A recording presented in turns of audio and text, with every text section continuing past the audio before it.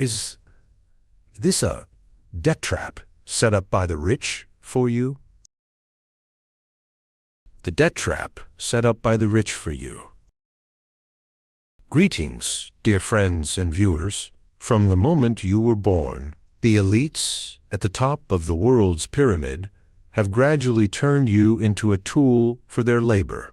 No matter how smart you are, once you fall into this debt trap, you'll never be able to escape. Do you know how banks make money?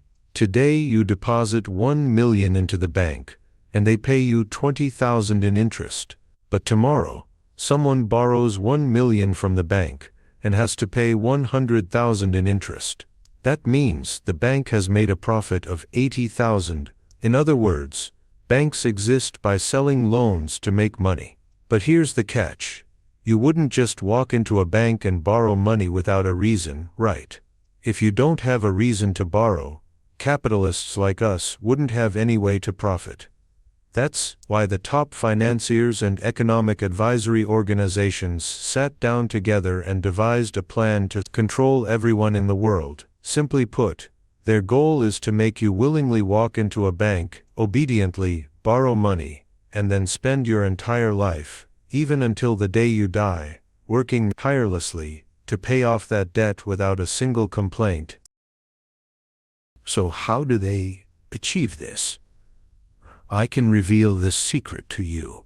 When you hear it, you might be shocked, or even fully awakened, but in the end, you might still willingly accept your fate as a slave. That's the brilliance of these capitalists. Have you ever noticed? The things you've always considered your most important dreams, the things you chase your whole life, like a university degree, a PhD, a house, a car, or luxury goods, you think they belong to you, but in reality, they're just illusions. Everyone is blinded by these glamorous things, trapped in this whirlwind. Why? Because the capitalists told you they're your assets, didn't they? If you've ever studied accounting, you'd know that your Louis Vuitton bag, the equipment in your company, or the house you live in, are all listed under assets. But have you ever asked yourself, are these things truly your assets? The secret I want to share with you is this. What you think are your assets aren't actually yours. They're the bank's assets. What you own isn't assets. It's debt.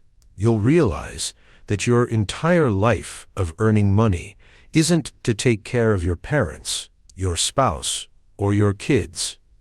It's to feed the great capitalists. You can't escape, no matter how smart you are, because they've controlled you for a long time. Hearing this, you might think, I'm like those financial experts out there, teaching you how to reduce debt.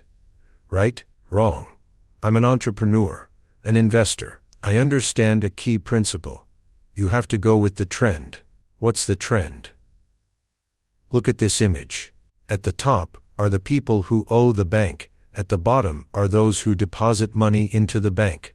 In other words, the trend shows that banks are controlling all of us. Once you're in debt, it's unavoidable.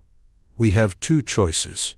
1. Follow the bank's rules and find the best way to profit from this system. 2. Try to resist it, learn financial management, and reduce debt. But as the saying goes, the wise adapt to the times. I believe if you can't beat them, join them. That's why I don't just avoid reducing debt. I actively embrace it. Why? Because I hold the secret to turning debt into assets. These secrets have actually been mentioned for a long time in books like Rich Dad Poor Dad. I reread it at least once or twice a year because my life changed thanks to those pages. I won't hold back. I'll share this entire secret with those fortunate enough to watch this video. You'll see that buying a Louis Vuitton bag or a house won't matter anymore. I sincerely wish that those who like this video will soon achieve financial freedom. By the way, this channel specializes in sharing wealth-building mindsets for those who want to become entrepreneurs, investors, and the wealthy. If you'd like to connect with us, besides subscribing to the channel for free, you can also turn on notifications to not miss our latest content. Now listen closely. What exactly is this trap the capitalists have set up? If you ask a child today about their dreams, they'll answer without hesitation. They want to go to university, maybe even study abroad, especially kids from poor families. From a young age, their parents taught them that getting a university degree could change their family's fate. But is that really true? The Wall Street Journal once reported on a dentist, a high-income professional. Right? Hearing this, you might think he must be very smart. True, but intelligence alone isn't enough to become a dentist. He had to invest a massive amount of money in his education. After 4 years of working, you'd think he'd have made a lot of money, right? But in reality, he's carrying a debt of over $1 million. Student loans from 7 years at the University of Southern California.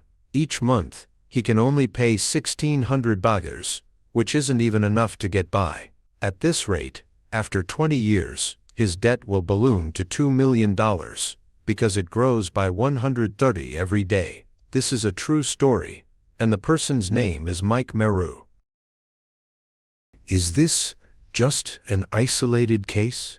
Nowadays, a university degree has been turned into the minimum entry ticket by the elites. If you want a VIP pass, you have to invest even more money in traditional education, master's degrees, PhDs, or studying abroad. But have you ever asked yourself, does getting more education really help you pay off your student loans? A young person just stepping into society without a job yet is already burdened with massive debt. It's like being whipped 20 times right as you start. Let me give you some numbers to wake you up.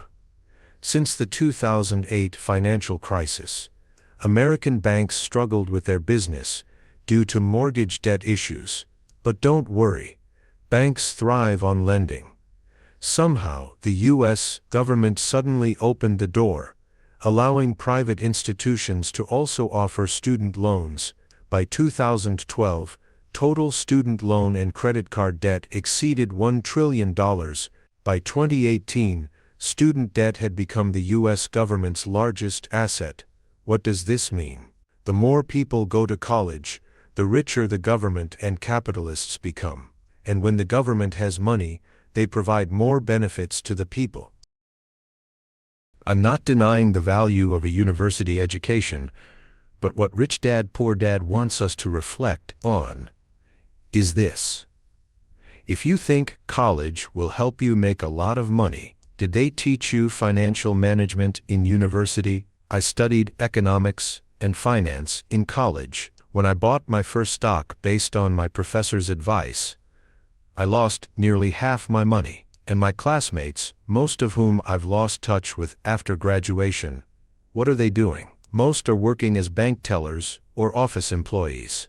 Why? Because their teachers weren't entrepreneurs or investors, they were just salaried workers. What they could teach you was only the knowledge the government allowed. Frankly, even I was brainwashed from a young age that I had to go to college. But if I hadn't started my own business, how could a poor kid like me afford college? I'd still have to borrow from the bank. 4 years of study, tens of thousands of dollars in net.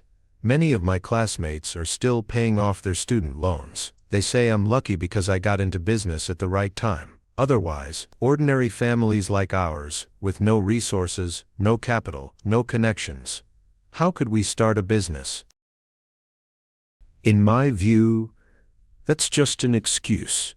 Even if you can't afford a house or a car, even if you have to stay up late and wake up early doing repetitive, mechanical tasks, even if you don't dare go to the hospital when you're sick, get scolded by your boss, or have to beg customers, you still endure it.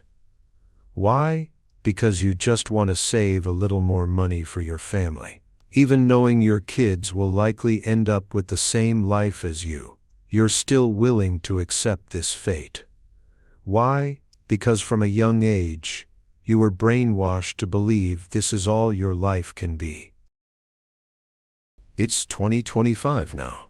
If you don't have money and can't start a business, then what's the internet for? Aren't there countless examples online? A few months ago, someone was riding a bicycle. Now they're driving a Porsche. Stories like that are all over the internet. I'm telling you, if you can build an automated money-making system, even when you wake up from sleep, your account could have gained hundreds of millions. And this passive income will keep flowing into your pocket. Even while you're traveling the world, your wallet will keep growing. So student loans are the first trap the banks set, laid out before you even reach adulthood. You might say, then I just won't go to college, right? That's why the moment you turn 18, the capitalists set up the second trap. Have you ever been in a situation where you didn't have enough cash or felt strapped for money? Especially after starting a family, when your kids need funds or your wife wants a designer bag. Don't you need money then? At that moment, the bank will tell you, a grown adult must have a credit card. When you need money, just swipe it. We'll cover it for you first. As long as you pay on time, we won't charge you any extra fees.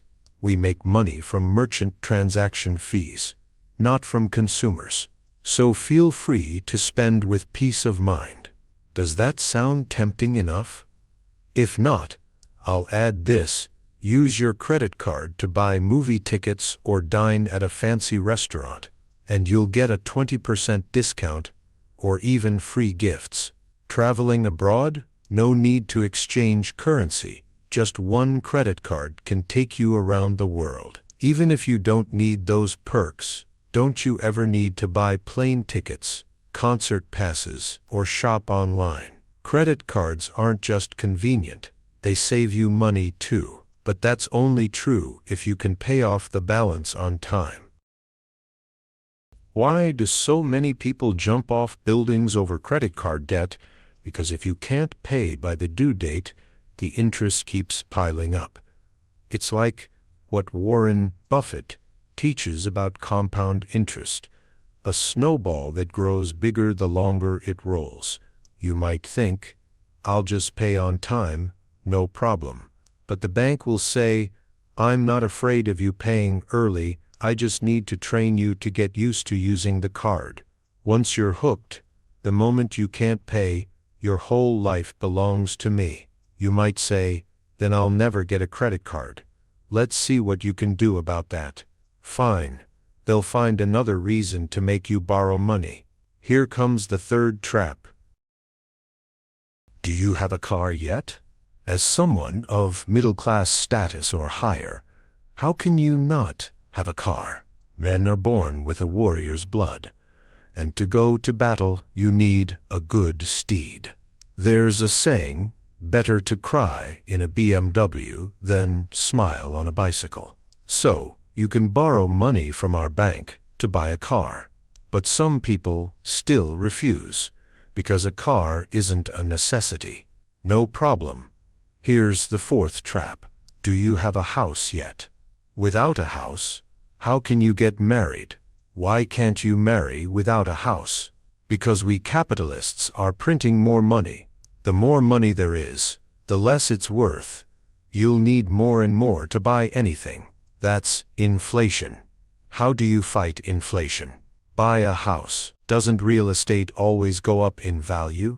Even during a financial crisis, house prices recover quickly and often rise even higher than before. If you don't buy, your wealth will keep losing value. If others buy, they'll get richer. By the time your kids grow up, they might not be able to afford a house at all. Isn't that right? Houses weren't built for ordinary people like you, they were built for the banks. Because nowadays, without a loan, you can't buy a house. Once you borrow, it might become your family's biggest investment for generations. And to pay off that house, you'll have to obediently work for decades, handing over all your earnings to the bank. Isn't that so? If you don't buy, you won't have peace either. Rent keeps rising with inflation. 10 years ago, rent was $1,000. Now it's $2,000. But mortgage payments are different. 10 years ago, you paid $1,000 a month. Now it might only be $800 because the payments decrease over time. So which option is better? Will you buy a house? If you don't, it'll only get harder later. For real estate developers and banks, this deal is almost risk-free. Are developers worried they won't get paid? Not at all. The bank lent you the money to pay them. Are banks afraid you can't repay? In 2008, they were, because back then there were no credit checks or down payments required. That meant even a homeless person in America could borrow to buy a house, but not anymore. Now banks check your income, or your family's, to see if you can handle monthly payments. Plus, you need a down payment, usually 30%. So what if house prices drop? You're the one who loses, with your 30% down payment. If prices fall more than 30%, what then? In the worst case, the bank will demand immediate repayment. Say you bought a $1 million house and put down $300,000. If its value drops to $700,000, the bank will ask you to pay the remaining $700,000 right away. Can't pay? No problem, because that house was never really yours. You were just holding it as collateral for me. It's your debt, but it's my asset. I'll just auction it off. That's why, since 2008, house prices might dip, but won't collapse entirely. Banks have tightened mortgage safeguards. That's also why, whenever prices drop, I buy in. I'll explain more later. So, I'm not telling you to avoid credit cards, cars, or houses. I have all those things. Banks keep creating ways to boost our consumption, so it's hard to escape. Why not take advantage of it? What you see is a trap, I see as my path to wealth. I've read Rich Dad Poor Dad so many times. I'm sick of it, but I keep studying. You might have heard me say this before. Assets are things that put money in your pocket. Liabilities are things that take money out. Many financial gurus say the book is just cliches, because they think it only teaches you to increase assets and reduce liabilities. But that's not true. It actually teaches you how to use financial leverage. Debt can not only protect your assets, but also help you achieve financial freedom. What does that mean? First, in business, especially in the U.S., debt can reduce taxes. If your company makes money, you pay taxes. But if it has debt and no profit, what's there to tax? That's why billionaires often pay less tax than you. There's a reason for it.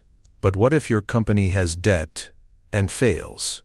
Some mock that the Rich Dad author's company once went bankrupt, yet still teaches finance.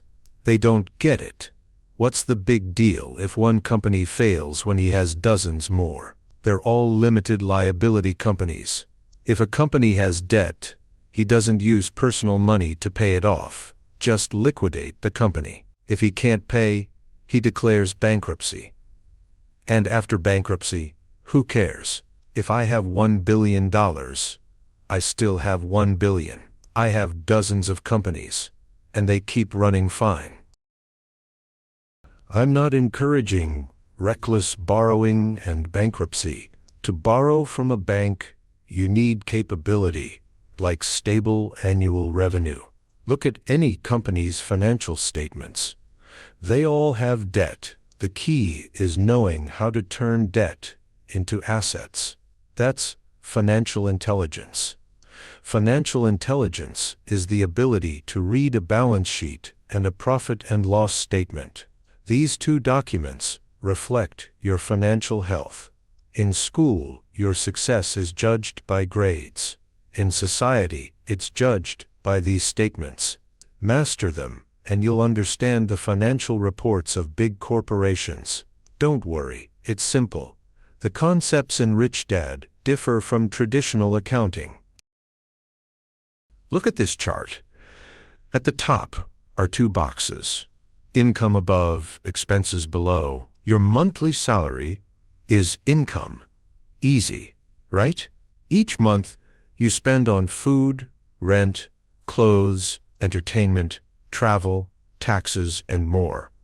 All recorded as expenses, simple enough. So, what about the average or poor person? Just look at their income-expense flow. Each month, they get a salary. It flows into income, then quickly into expenses for living costs. When the money's gone, what then? Next month, they work again, earn again, spend again, a repeating cycle. The asset-liability sheet below barely relates to them. What about the middle class? Same deal. Each month, they get a salary. It flows into, but with higher income and greater material or emotional needs, they take on debt. This debt sits in the bottom right. Liabilities, things that take money out of their pocket, like mortgages, car loans, credit card debt, student loans. When they get paid, they pay off debt first, then spend the rest. Their cash flow goes from income to liabilities. Then expenses, like the poor. They repeat this monthly, up to this point. Both groups are similar in one way. If they lose their income, say, lose their job, their lives collapse. Money stops coming in, but it keeps going out. It's harsh. But the poor, the average and the middle class are fundamentally the same. So, how do you join the rich? Open one door. Assets. This is the box at the bottom left. Assets are things that put money in your pocket. I'd add, the money from assets should be passive income, like stock dividends, rental income, or a business that runs itself.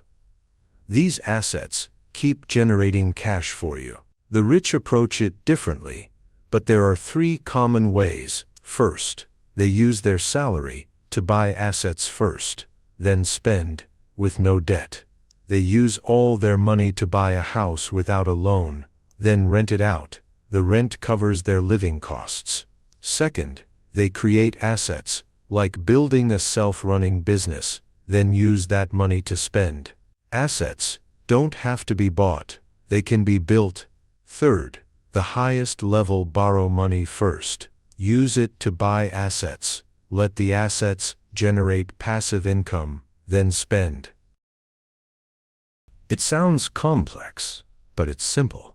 The classic example: borrow to buy a house, then rent it out. The rent is your passive income, and you use it to spend. But you might think, what if, after paying the monthly mortgage, there's no profit? Say you buy a $1 million house, pay $3,000 monthly, but rent is only $2,500. You're losing $500 a month to the bank. Doesn't that make the house a liability since you're paying out of pocket? Let me explain. Of that $3,000 payment, maybe $2,600 is principal, and only $400 is interest the bank actually takes. What's principal? When you sell the house, that principal comes back to you. In other words, though you pay $3,000 monthly, $2,600 is money you'll recover later. You're really only losing $400. Calculated this way, the $2,500 rent is still your income. What I'm saying is, whether you have debt doesn't matter.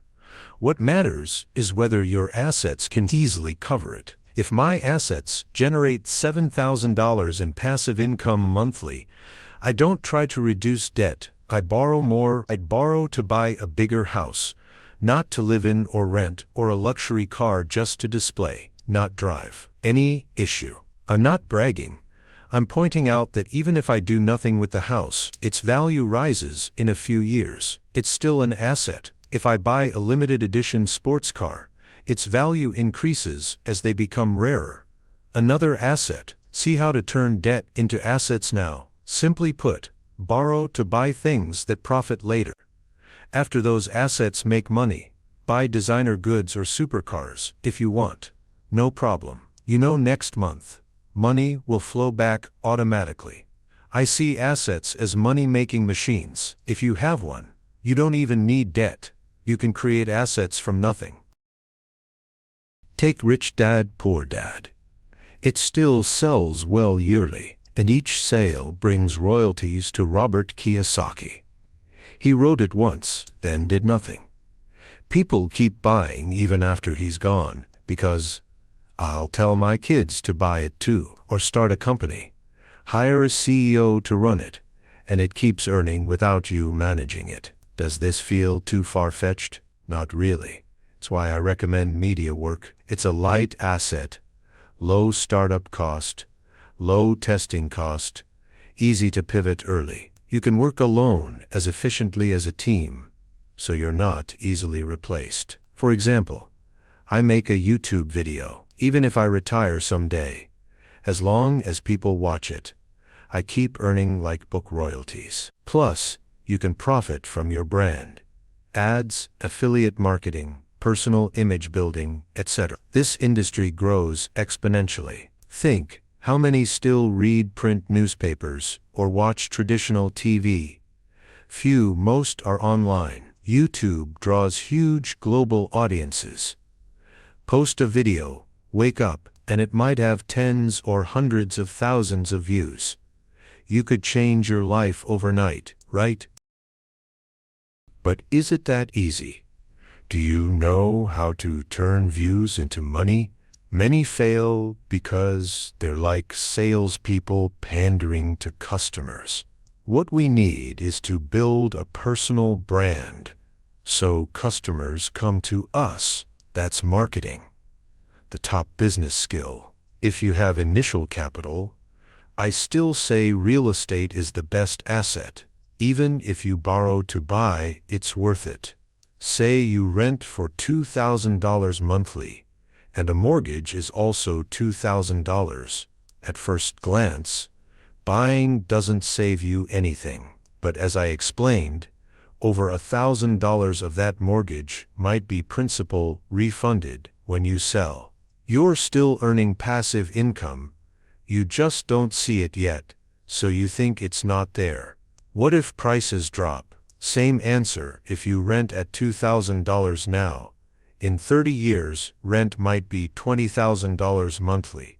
But your mortgage might drop to $1,000 because it lightens over time, and you'll recover that money later. That's why I buy whenever prices dip across different areas. The key is cash flow. I stress, when you have nothing, debt must be for investment, not consumption. Once you have enough assets, borrowing for investment or consumption doesn't matter. Your financial system is strong enough. Time's limited. So we'll stop here. I share this free knowledge on becoming rich, an entrepreneur, and an investor to achieve financial freedom. Don't miss out. Subscribe, turn on notifications, and share this video. I wish everyone who likes it speedy financial freedom. If you find just 1 or 2 useful insights here to improve your life, I'm satisfied.